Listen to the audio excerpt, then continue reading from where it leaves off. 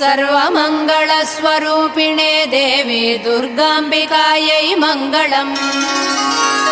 मङ्गलम् कनकाम्बरधरे मङ्गलम् विजयाचलवासिने सर्वगुणसम्पूजिते देवी नित्यम् भवतु मङ्गलम्।